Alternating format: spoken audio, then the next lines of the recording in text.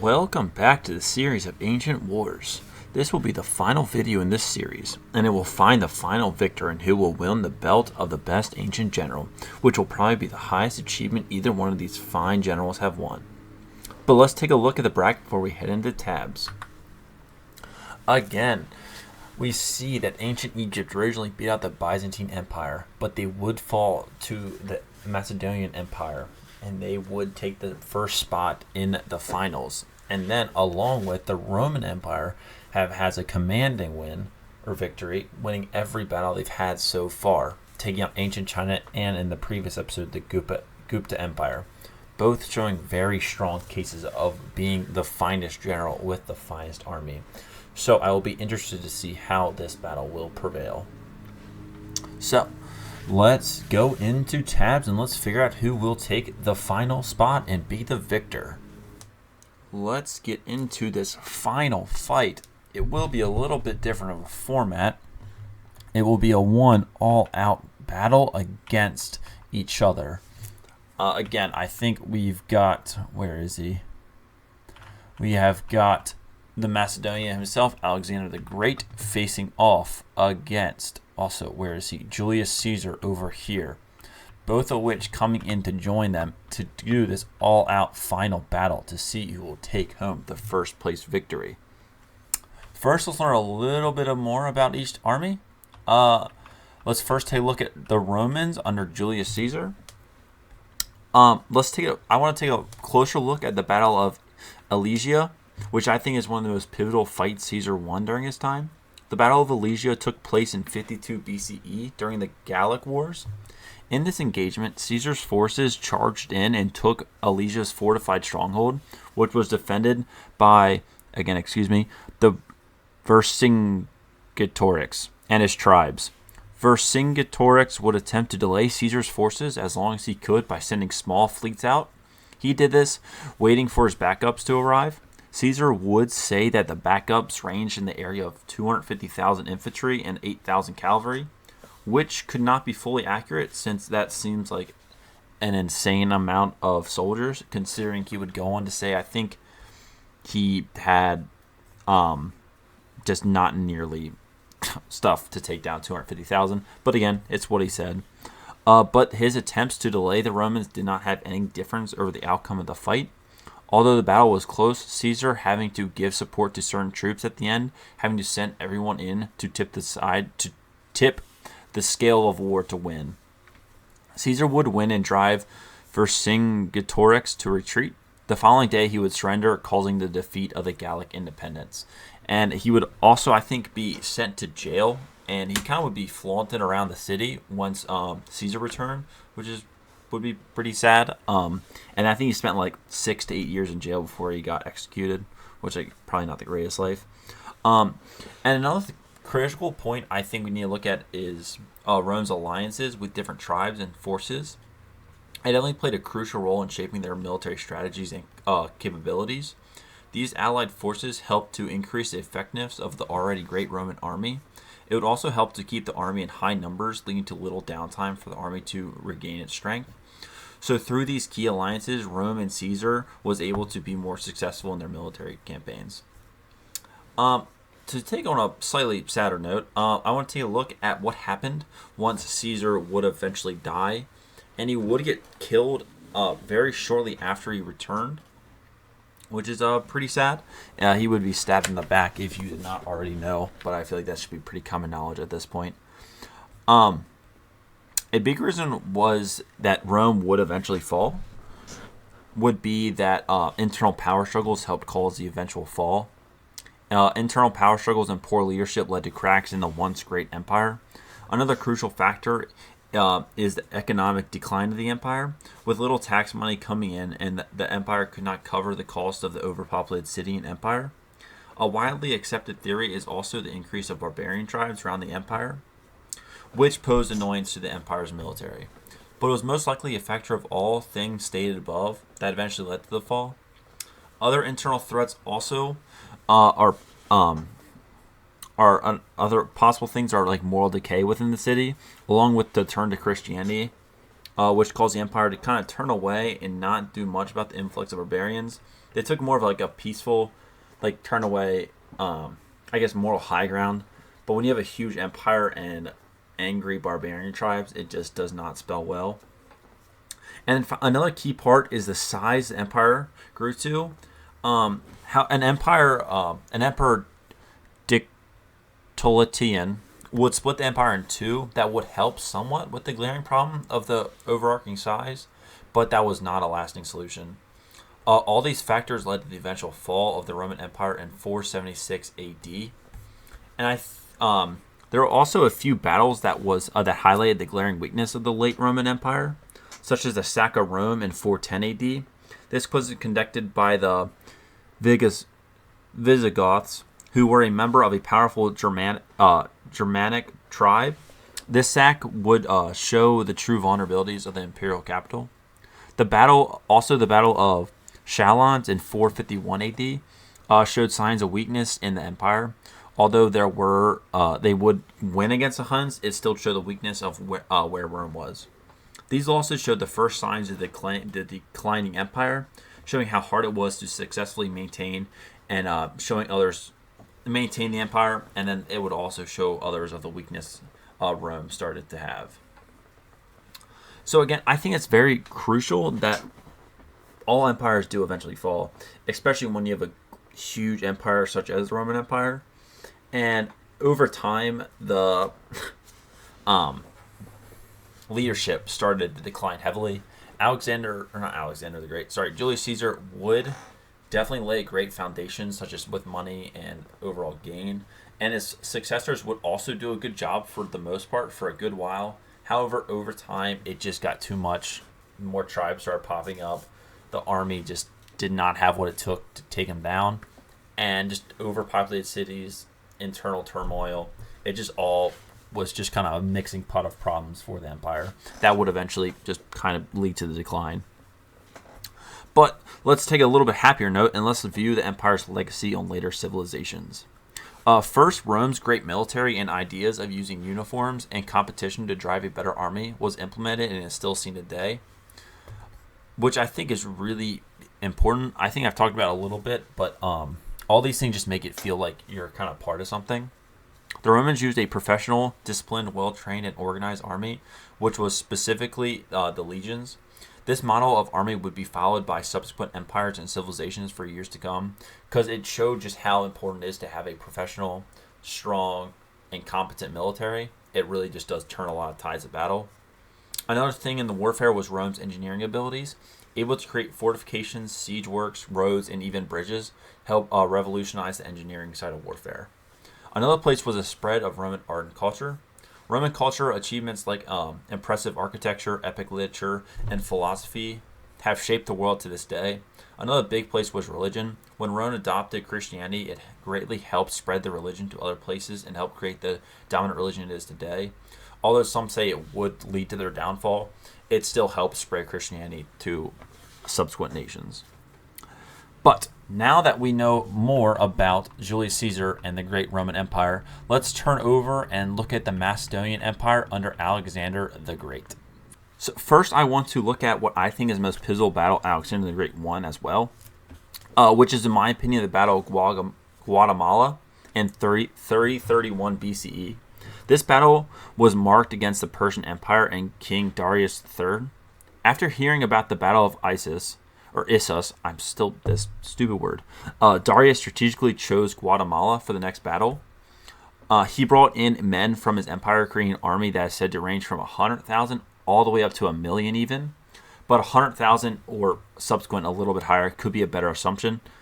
He brought in more chariots as well, since the area was much more open and they could be used more efficiently, since the previous ones have been a little more tightly impacted and chariots were not as effective. He would also place traps and obstacles to impede Alexander's army within the battlefield. With all of this, he thought he had a great chance to win this battle, and he was hoping that it would be the final confrontation between Alexander and him. However, Alexander, on the other hand, only had an estimate of 40,000 units.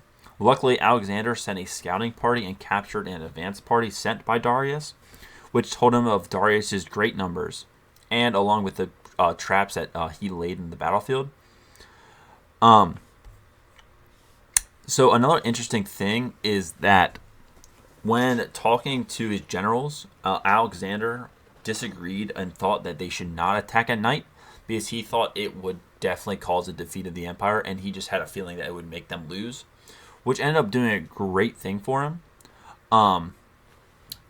That following night, Alexander also made a driving speech to his men, hyping everyone up, giving little shout outs to people who gave great fighting abilities, just helping people kind of be get a little bit happier. Because again, the upcoming battle was going to be very bloody, and they both knew that. On the day of the battle, Alexander was said to have overslept and would delay the start, which is pretty funny, and he has done that before. But while Alexander's men were all fed and well rested, Darius's army were awake for most of the night, fearing a night attack, showing that again that they were in fact aware of a possible night attack, and Darius's army just stayed up expecting it.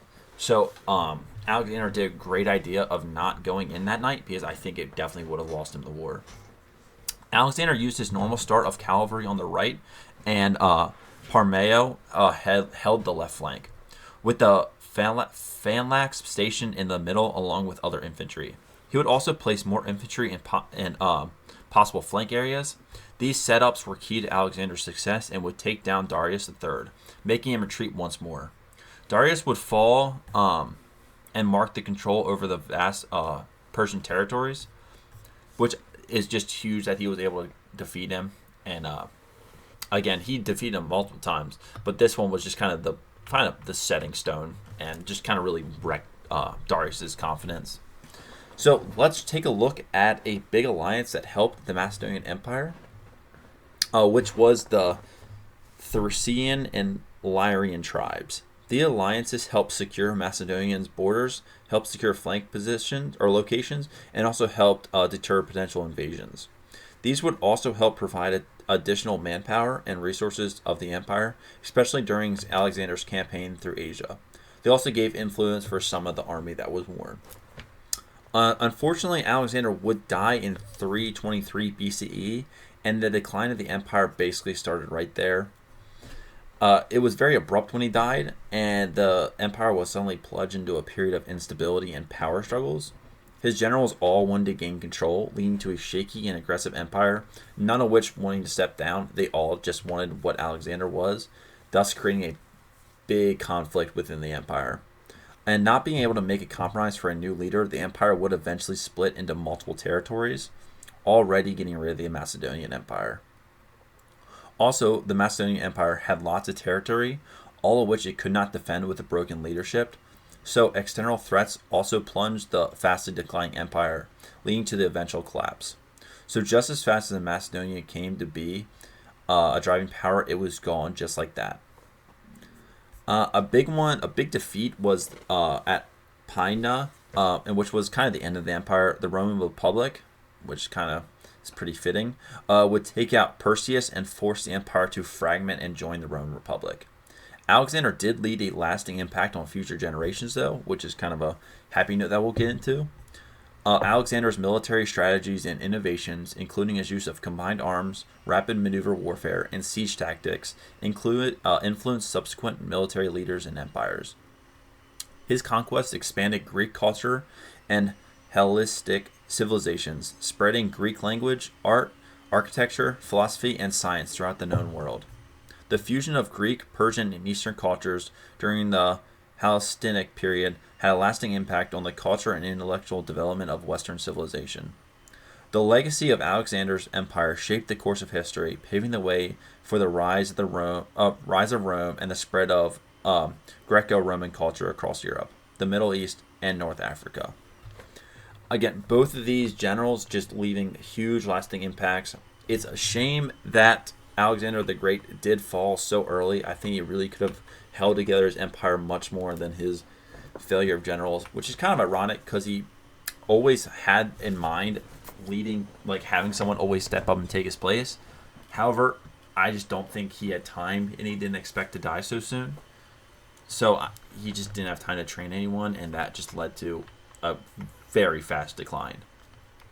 So let's see if the Romans can win again against the Macedonian Empire, or the Macedonian Empire under Alexander the Great will turn the tides and win against the Romans. So let's get this final battle started. All right, let's start. And again, this being a little bit bigger battle, my frame rate might be a little bit bad, so I'll probably use slow-mo for most of it. However, it's still going to be a fun time. And let's take a little bit look before I say anything about the armies. We'll take Macedonia first. Again, I decided for the final battle we'll set up the cavalry how they normally do on the right side, and then more of a flank protector on also to the left of them, and then again just kind of helping with the flank, just kind of putting out more units just to protect against them, since the archers are lined in the back, kind of taking a defensive position. Again, using the phalanx position, both of them are. And then with some more just foot soldiers in the back. And then to the right, again, just a little bit more of a defensive maneuver, trying to take away, getting rid of any flanks possible. And then just some more backup soldiers behind. And then for the Roman Empire, again, very similar phalanx position. I figured it was only fitting, since they both pretty much used a similar position. And then again, just kind of Caesar putting out armies to protect against the very middle, to protect his main archers, and having just backup coming in later on. He would also have a few horses over here to hopefully take out this incoming flank protection and get behind the back lines. And then again, just having some other things out here to protect against his flanks, making sure everything's all secure. But yeah, again, both armies maintained and set up very well. Let's see which one is a little bit better though. All right, again, both armies just charging in. Horses again using the weird things that they do and going all over. But let's take a little bit of a closer look in the middle here. Again, both phalanx positions coming straight in. Let's see which one will be out on top. The Roman Empire is all charging over the hill. They just apparently did not want to go around, but again, just kind of a cluster. The horses have come to hopefully disrupt and take out this front line. I think those were fireworks apparently. I think Alexander the Great has also advanced in time to get some more powerful equipment, but whatever. Again, just kind of both armies trudging in. Absolute bloodshed up front. Archers on both sides doing what they do, protecting, hopefully to taking out some of the enemy. On this left side here, it seems like that horse is still doing a lot of work for the Romans, but another little backup squad from the Macedonian Empire is coming in. Again, it's pretty hard to say who's going to take this away. On the left side or right side here, it seems like the Macedonian Empire, actually, it's going to be close. Each side kind of bringing in some more forces. Again, this troop's looking like it will take out this small volley of troops. And again, both sides just having a lot of two separate little battles here, trying not to let either one get to the flank position and take out the archers in the back. Again, a big squadron of troops coming in to help protect them. I have no idea where Alexander the Great or Julius Caesar is right now. That is definitely not him. Again, just a big cluster of troops. Again, it's hard to say who's winning what. Ooh. Who is that? Is that Julius Caesar? Julius Caesar and his subsequent persons coming in to take on the back line and hopefully take out these archers. I don't know where Alexander the Great is. He might still be struggling in here somewhere. I think that's close to where he is. Again, a lot of destruction going on in this middle. All horses seem to be taken out. Cavalry did play a pivotal role, but it did not win any of them the battle. However, getting back to these back lines from the Roman Empire will be crucial. Again, Roman Empire, no one's even close to compromising their lines, which I think will probably end up winning them the battle. But it's always hard to say. A large squadron is coming in to help. That is Alexander. He is mastered some flying techniques. Again, looking like he's actually just destroying his own. Very intriguing. But let's take a look. It seems like the Roman Empire is taking a little bit more of a massive control over this front right side, which will be going against the left side where the Macedonian did win. Oof, it looks like the Roman Empire did take a commanding win on this left side, or right side. It'll be interesting seeing if they will either push into the right or push towards these archers in the back. Oh, actually they're not. Half of them are going back to the back line while other half are trying to take on towards the middle. Again, Julius Caesar must have been probably defeated considering this back line is still in there. It's going to be hard to say. I would say the Roman Empire has a little bit more troops and manpower as of right now. But again, you never know. It's hard to say this backline has yet to be truly compromised. And oh, the long spear is doing absolute work towards this backline, rushing in. And yes, that's not looking good. Julius Caesar still alive and making his troops pumped up and charging in towards the backline. This could be a very defining defeat. There we go for the Macedonian Empire. We'll see what happens when Julius Caesar takes charge.